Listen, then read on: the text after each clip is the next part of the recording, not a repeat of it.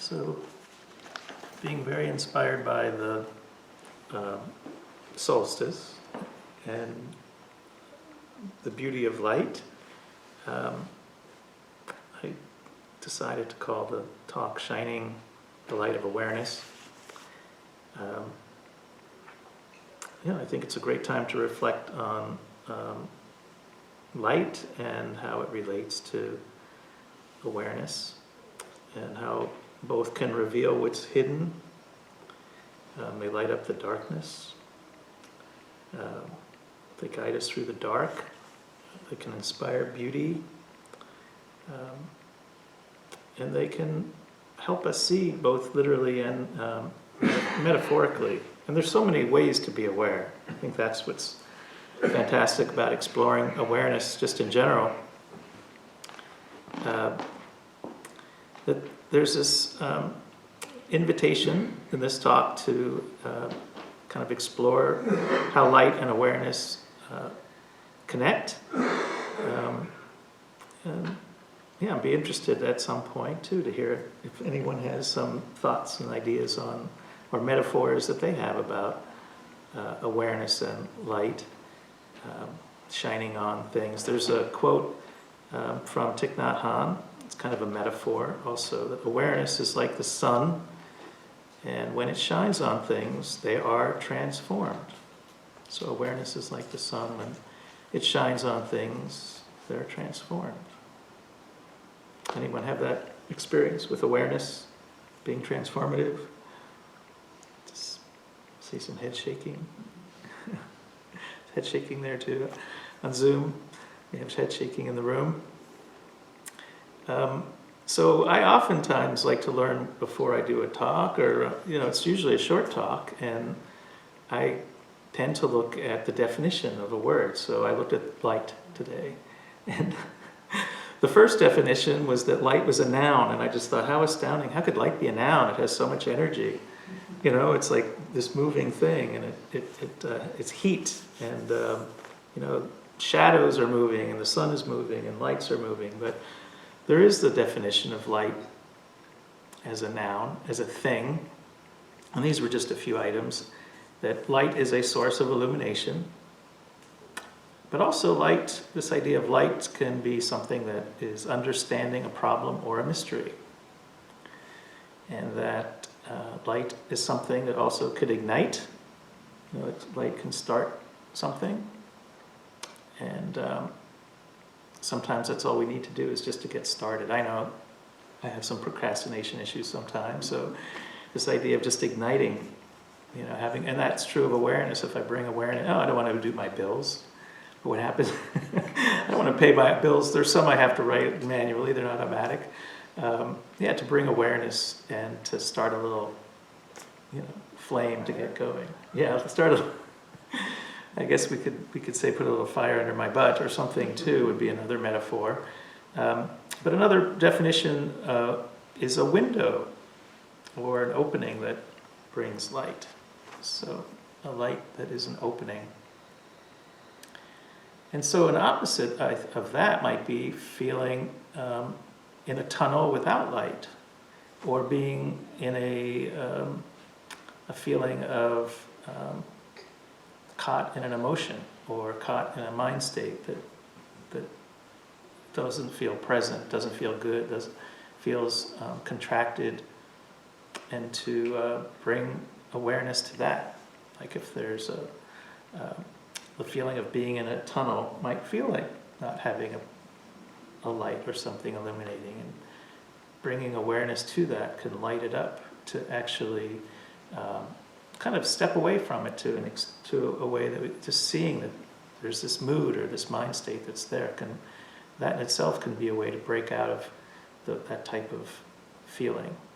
So it's like shining a light to have illumination on something is much better. In my opinion, it's a much better alternative than being stuck in a mind state like that. And so it could be like a lamp or a lighthouse, walking on a path and seeing that there might be a better alternative, like a fork in the road, that there's a way to go because now it's being lit. Even though it might be dark, it might be a little scary, but that the light can help us find what's the better alternative. So just a little bit more about me, that I am an artist, and I worked in film and special effects in Los Angeles since 1991. And one of my specialties is lighting. So lighting is an incredible art form. The architects are lighting artists too, because they place lights that will be beneficial. And there's so many different kinds of light, because I'm an expert on lights. Maybe not everybody thinks about. There's actually something called a soft light. When you put a shade around a light, it's soft, it doesn't have hard shadows. If you take the shade off, there's going to be all these, direct light. That's the other one, the direct light. And it can be kind of harsh. And that's true of sunlight too. We could be in sunlight, really a bright day, and there'll be really harsh shadows. It's not the best time to take photos, actually. And then soft light in nature is when it's a cloudy day. And actually, that's a good day to take photos of people. Typically, you don't see as many lines, but it's actually more even. So there's this kind of soft light, there's hard light, and that light in a movie, and I think this is true of light, in life or even in architecture, it can create a mood. How things are lit. If it's lit by candlelight, or if it's lit by a big spotlight, any stage lighting, or any theatrical performance you may have been to. But there's a whole art form in, let's say, animated movies I've worked on. There might be a whole sequence that the lights are blue, and the audience may not realize that, but everything is blue. Everything is, and it creates a kind of mood. Or a sequence where it's red, or certain colors that they invoke certain emotions in people. And so color of light can be really a part of how we perceive, and even can alter emotions. So I just wanted to share that about me, and also that lighting and light does affect us in so many ways. But in the returning back to light as a part of a metaphor for awareness, I heard a talk, again mentioning Thich Nhat Hanh, and he was talking about, I think it was the Four Noble Truths, but when it came up, he talked about darkness and light, and how the two are always coexist. You can't have the one without the other. And then he went on to say, just like in politics, you can't have the left without the right. Or he always talks about the mud and the lotus. So that with light, there's always this contrast with dark. And that light actually is what is kind of like paints us. It paints us, and when light hits us, we see, and we can have a clarity of what's here. And so this idea of contrast, like dark and light, left and right, is a really beneficial part of, I would say for myself, in meditation practice, that there's a way of seeing contrast can be really beneficial, so that we can actually choose a better alternative. And so an example is in daily life or in siddha practice, just to feel like, is there some contraction? And this is maybe mood related. Do I feel contracted, or do I feel more open? Am I like present, or am I distracted? And to actually see the contrast, because if I'm always distracted, I'm kind of in this state of distraction. But once I'm aware, can see how that actually feels better. I'm more whole, I'm more here. And to even just note those contrasts. And it's a really great practice in sitting, doing a sitting meditation. What does it really feel like to be present? And there might have been a time where I thought that meditation would be some transcendent experience, and for me, it's like, it's kind of like this unremarkableness of being awake and aware. Just sitting, feeling, breathing, hearing, and to sustain that for a certain period of time, to be aware. And it may be that, I'm aware that I faded away, that there was distraction. And what does that feel like? What do the contrasts feel like? And can I choose the better alternative? It's like, I'm going to come back to my breath, come back to being present, feeling what's here, maybe focusing on sounds, sensations in my body, and how that can inform how I go about my daily life when I'm not sitting and meditating can be the same. Am I feeling present or am I feeling distracted?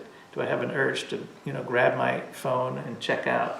Or do I want maybe turn this other direction and decide to go take a walk through nature and be as, enjoy the beautiful springtime at this moment as an option, as a better alternative, to have a choice. So some other contrasts I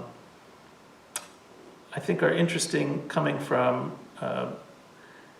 classic Buddhist teachings about if something feels unpleasant, that might be contraction, or something feels pleasant, like just to know the difference, unpleasant versus pleasant. And in the Pali language that they wrote all these sermons for the Buddha in the term dukkha, meaning kind of unpleasant or sometimes suffering, and sukha, which is the opposite, is like pleasant, or even sometimes referred to as happiness. Like, can we feel the difference in our body? And is there something we can do to make a choice? And so it could also be just feeling off balance, like, oh, I'm feeling off balance, versus I'm feeling balanced. And another example, one more example, is feeling grateful. Like if I feel grateful versus not grateful. And maybe it's something that not feeling grateful is is not necessarily, I don't feel ungrateful. It's just that maybe I'm in a state of mind of feeling lacking, the sense of lacking or wanting.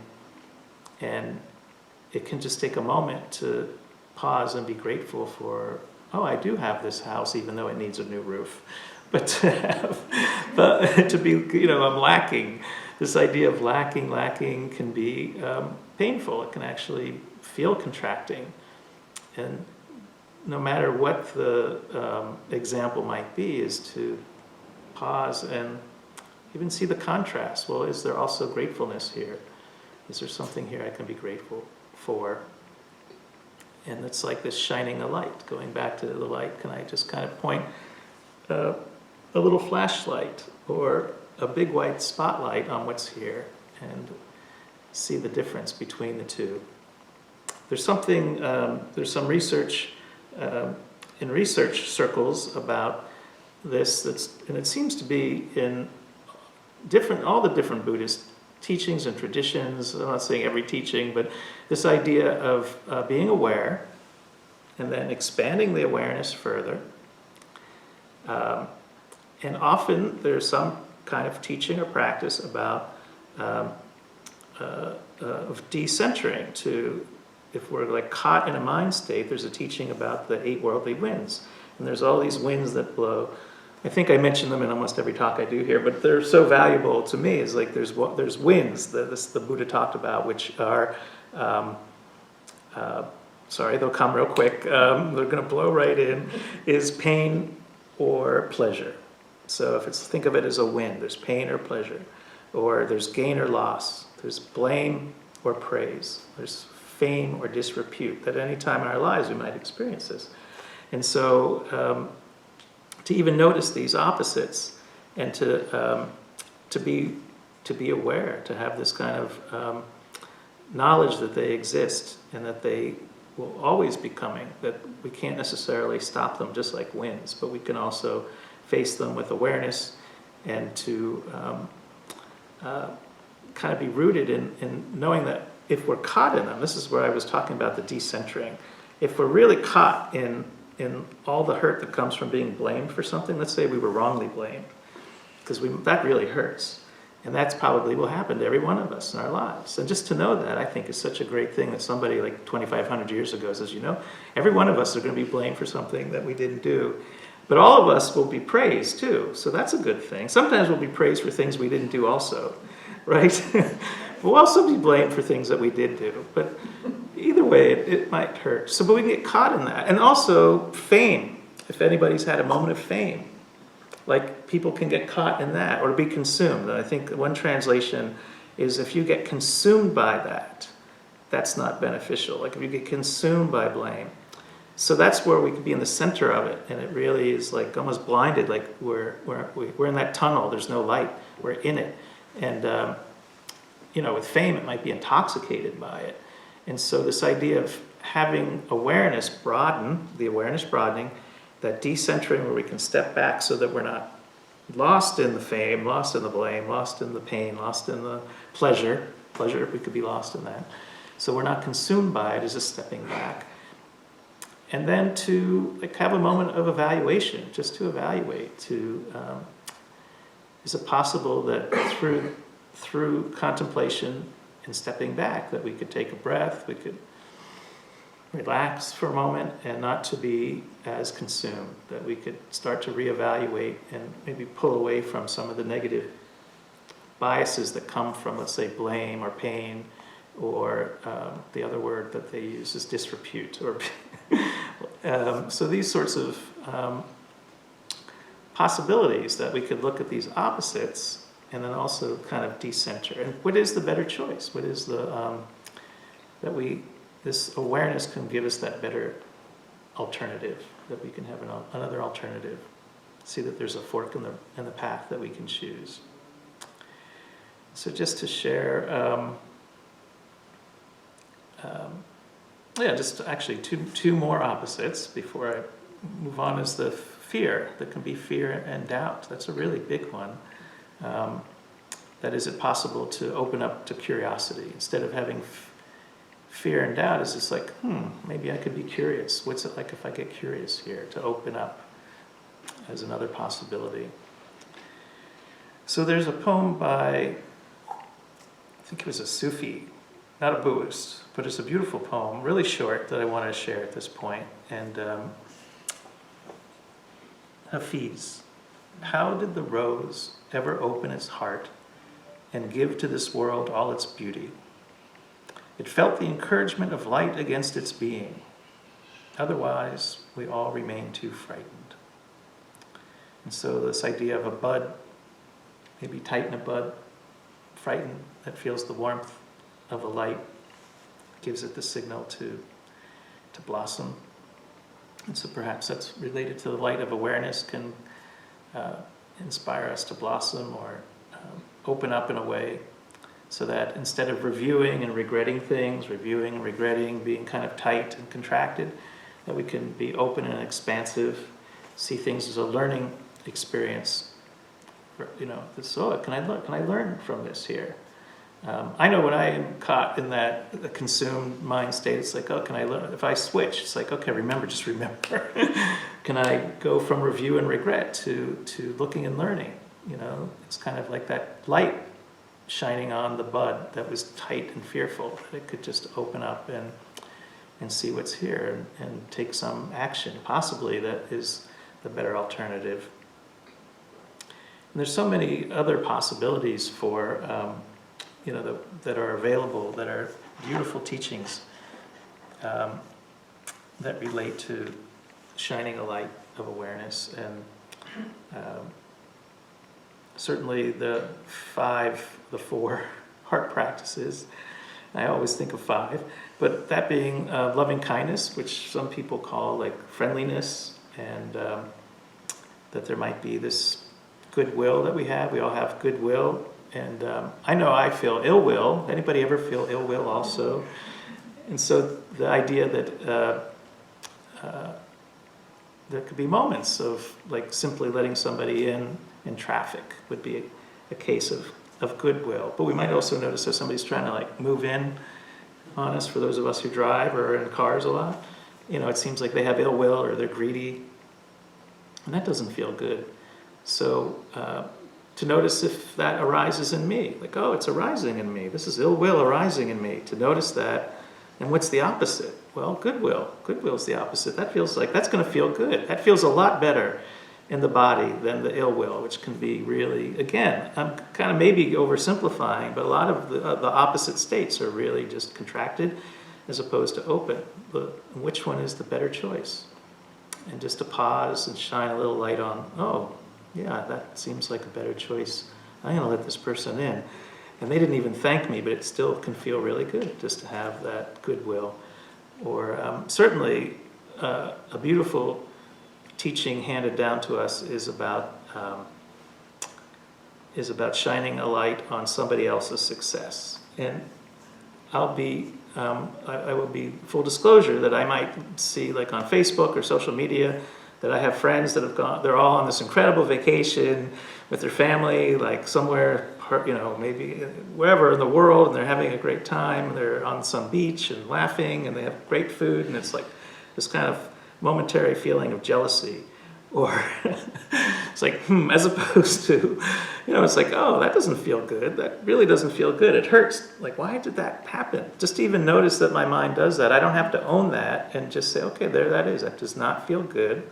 What's the better alternative? It's like, oh yeah, joy. I can be happy for them. So sympathetic joy, which is the other heart practice, like that is another place to take a fork in the road. Like, oh, that's a choice. That's a better alternative. Sympathetic joy. And that, there's no reason why everybody can't be happy and have a fabulous vacation or be successful. So to wish happiness and success on our friends and families and strangers. And then compassion, certainly I could have started with compassion. It seems that so much, or maybe all of the Buddhist teaching is about compassion because it's about seeing that there's dissatisfaction and suffering.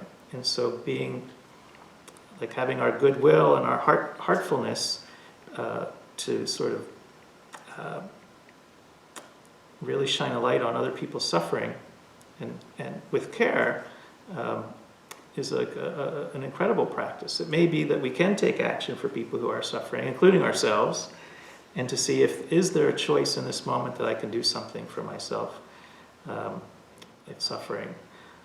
Sometimes that suffering I've already mentioned, like feeling jealous or feeling ill will. That's kind of a suffering. What kind of action can I take right now? One is to be self-compassionate, because those arise, and I don't know if it arises in you, and there's almost no reason sometimes. It's like conditioning or being human that those negative mind states arise. Ill will, jealousy, maybe even greed or wanting more than we need. And then noticing, it's like, oh, yeah, that arose in me. And now I'm feeling compassion for myself for that my central nervous system does this. For whatever reason, I can rise above that, shine a light on it, and work towards having new automatic behaviors where I'm more like this, more happy. Because it feels good. If we see that it feels good to have joy, to have goodwill, to have compassion, it feels good. Why wouldn't we move toward that? It's something we have to discover for ourselves, but moving towards what feels better. And the fourth of the heart practices is equanimity. And this is shining a light on maybe this wisdom, that this is a wisdom to overcome the ignorance of being a little bit greedy or a little bit jealous or a little bit aversive, and that knowing that, first of all, it can feel better. It's sort of some inner wellspring that we can arise, that we can find a balance, this idea of equanimity being a balance for what's arising and passing away. But many things we have no choice over, including some of these thoughts that appear, that we don't have to take action on, and then move towards what is more goodwill-oriented, more generosity-oriented, more loving, more caring. And so shining a light on these circumstances that they may arise throughout the day, throughout the week, and let's see, just to keep that as a possibility, that we can be aware and that we can use some of these practice on a daily basis, including in practice. It could be that during sitting practice that some of these mind states arise, like wanting, jealousy, and just even in the middle of I know everyone has different practices, so I try to respect that. But I've learned from my teachers, it's okay in a moment to actually do like a short loving kindness practice, just for a few minutes. Go back to following the breath or whatever your practice is, just to, it's like we're training our mind and our body to be kinder, to be better, to be more aware and awake for ourselves and for others and for the whole world. So I was thinking also one way of another type of practice that we can do for shining a light, and maybe just everyday practice, and this could include in meditation, is asking questions. That asking a question to ourselves, self-inquiry, with curiosity, can lead to finding our own wisdom that's already there. And one example would be, and this would be see in everyday life, like if there is a behavior or habit or a mind state or a mood, is to ask a question like, what do I really get from this? And to pause and to reflect, like a self-reflection, just to even be quiet for a moment. Like, I'm about to eat this whole box of cookies, like what am I going to get from this? Or, because it could be stress eating, it could be something that's triggered, that so many people have stress eating habits. Or smoking, people who smoke, like what am I really going to get from this? So shining a light of wisdom, if we find an answer, it's like, well, I'm going to get nothing from this, or I'm going to be coughing from, to really face the truth of some of these behaviors, to ask ourselves. So shining a light with self-inquiry. A couple other questions might be about expectations. Are my expectations realistic? To pause. Or what's the right thing to do right now? What is the right thing to do right now? So there might be a moment of compassion, seeing people under the bridge, like last night. I couldn't believe they were halfway out to the street. But the right thing to do at that moment was definitely not to stop the car and to do something. It was, there were several of us in the car, but to have compassion, and deep compassion, to feel it. But there might be the moment where it is the right thing to get out of the car. This is a difficult topic to bring up, but I'm bringing it up, that we can have compassion and take action, and certainly having compassion and feeling for people, as opposed to just continuing to drive along the way and not having any kind of thoughtfulness or carefulness or mindfulness. So asking some questions about our intentions. Like, what's my intention? What do I get from this?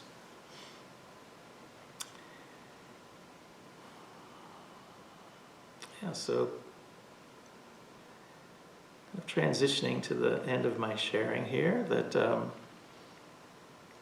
this idea of awareness, that with awareness, it can also be like the sun, and that our practice and waking up to behaviors or the desire to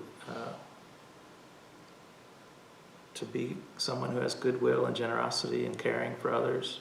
It's like planting seeds, especially knowing when the opposite arises. Like, oh yeah, sometimes I have ill will, sometimes I have a little bit of greed, sometimes I have, these feelings or thoughts that come up, and to acknowledge them, but also to plant seeds for the opposite, for the things that feel so much better, to have goodwill, to have generosity, to have love, than the opposite. And so it's like the light of awareness, cultivating a field.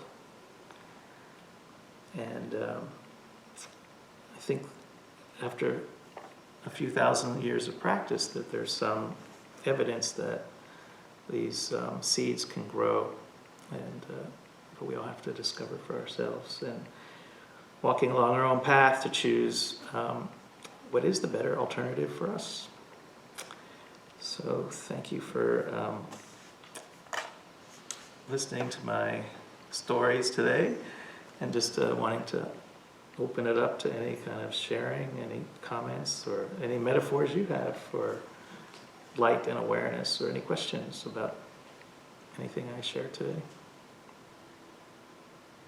Sure, hi. I just have one comment about the difference between natural light and artificial light, because I think that's useful for art, and it's certainly useful in terms of Facebook, because that's very artificial light, and if it were under the sun, you would see the dark side of these people's experience, but you don't on Facebook. So that is kind of it's a skew. It's not really in the light, is what I'm trying to say. But the other thing I also thought about when you were talking about definitions was, I find this useful, the light as in the light, but also the opposite of heavy.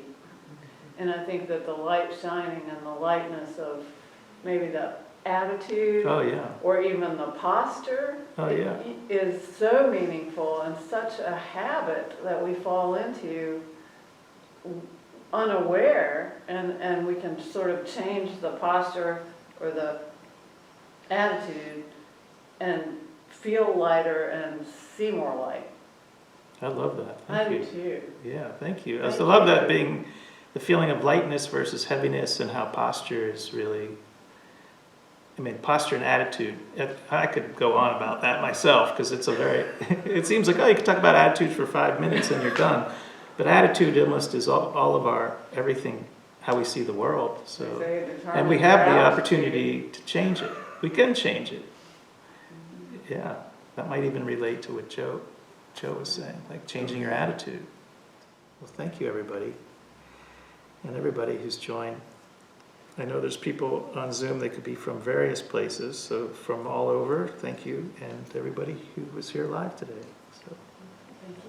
Thank you.